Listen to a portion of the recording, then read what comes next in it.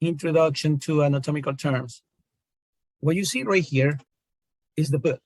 I took pictures of the pages in the book, and that's what you see right here.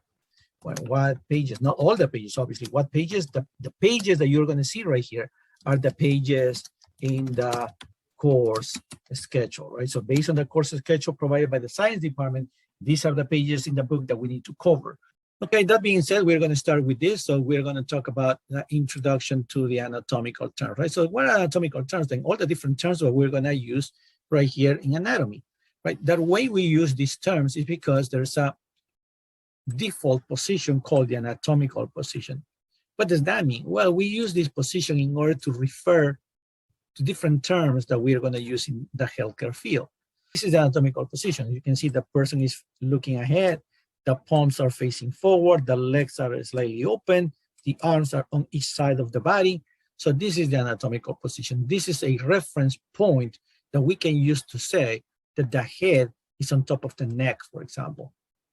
Using the anatomical position, we can use that for directional terms. So you see, you can see here anatomical position, anatomical position. So using anatomical position, you can say something is anterior, something is posterior, something is the left, the right, etc., etc. Right? You can say also superior, inferior, right? That's the reason why we use the anatomical position, because it allows us to identify these different areas, because we have a point of reference, which is going to be the anatomical position.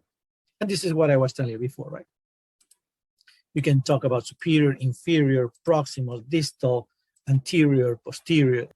The anatomical position also helps us identify regional terms. In other words, regions. Because again, you can see here, this is anatomical position.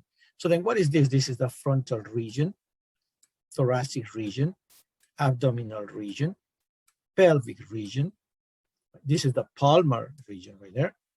This is the popliteal region, for example, right there. Okay, so if we scroll down right here, we have now a list of regional terms. I mentioned some of them. You have axillary region, that's your armpit, basically, right? Carpal region, that would be your wrist. Cervical region, that's your neck. Digital region, those are your fingers. Right? Frontal region, that's your forehead. Right? That's, I already mentioned and showed you that in the figure before. Right? We can identify all these things because we are using what? We are using the anatomical position. The anatomical position also helps us identify body cavities. We have right here, this is the cranial cavity. This is the thoracic cavity, but that's a lateral view. You have in here the anterior view, right? This is the thoracic cavity. This one is the abdominal cavity right there, pelvic cavity right there. As you know, these cavities that we have, we are going to have organs in these particular areas. So right here, you have the abdominal area. The reason why the abdominal area is being depicted right here is because it's an area where we have multiple different organs. For that reason, we need to kind of like separate or identify different areas or smaller areas so we can identify different organs. One way to do that is tracing some imaginary lines right here, like that. And this is going to give you quadrants. This is the right, this is the left, this is upper, and this is lower.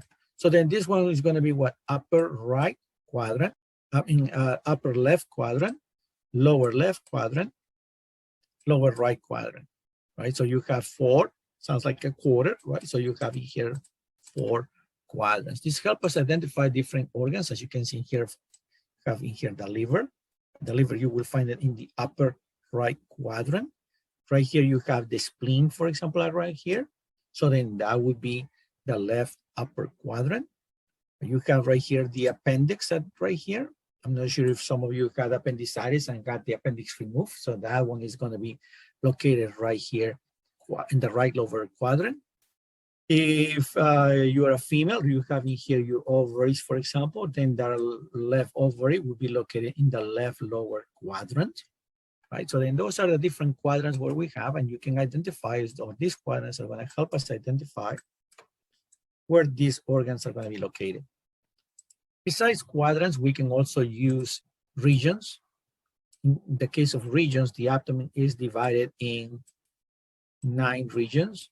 So basically it's going to go like this, and like this, and like that. right? So then it's going to be smaller, but you have a more precise way of identifying the organs in there, right? So when it's like the tic-tac-toe is regions, when it's only 4, that's going to be quadrants. So if you scroll down right here, we have planes of sections. You can identify left and right. This one right here got the body like this. And this one helps you identify anterior and posterior. Okay, so these are body planes. So this one is going to be called sagittal. This one is going to be called frontal. And there's another one that actually cuts the body like this, giving you superior and inferior. Okay, so therefore you have 3 different body planes. Okay, and these body planes are going to be, you can see right here, sagittal, frontal, and transverse. Sagittal helps you left and right. Frontally gives you anterior and posterior. Transverse is going to give you superior and inferior. Let's keep moving then. So then if we scroll down right here, we have organs and organ systems. Right? Obviously, this is the human being, right? And like any other human being, we are going to have levels of organization. So we have an organism, right? And organisms like humans, right? We're going to have levels of organization, right? Humans are not the only organism, right? So you have, for example, you have a tree, right? A tree is also an organism, right? You're also going to have levels of organization. That what happens is this class is human anatomy, so that's why we're talking about that. So then all the organisms are going to be composed of systems. Systems are composed of organs. Organs are composed of tissues, and tissues are composed of cells. So these are the levels of organization that we have in the human body, okay? And then we have, again, cells give you tissues. If you put together tissues, you get organs. You put together organs, you get systems. And when you put together systems, you get an organism. In this case, the organism that we are talking about are going to be humans. So if we look at this again, so we have in here that we have systems, right? But the systems are going to be composed of organs. And right here, you can see that they're telling you right here, this is the integumentary system. You know, what's the main organ right here, right? The main organ right there is going to be the skin, for example. Right? It says in here, what's the function? Well, it protects your body. And what is this? The skeletal system. What you have in here? Bones. What's the bone? Protection of your body as well, right? This one protects you, for example, from the UV rays, right? This one protects you against trauma, right, that you may have. You have in here, right, this muscular system. Organs are going to be muscles, function, movement, nervous system. Right? For example, you're going to have organ, the brain, right? It's going to make you feel, for example, right, sensation in your body. It's controlled by your brain. Let's scroll down right here. So we have this one, which is the endocrine system. What are the organs in the endocrine system? They're going to be glands. And what gland do we have in there? So, for example, we're going to have the pancreas. And the pancreas produces, for example, insulin. We have in here the cardiovascular system. So, for example, in here we have the heart. And the main function is going to pump the blood. We also have in here, this one is going to be the lymphatic system. Organs in the lymphatic system. For example, you're going to have the spleen.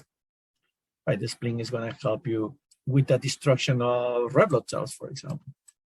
Having here the organs, this is going to be the respiratory system. You have in here the lungs. Function is going to help you breathe.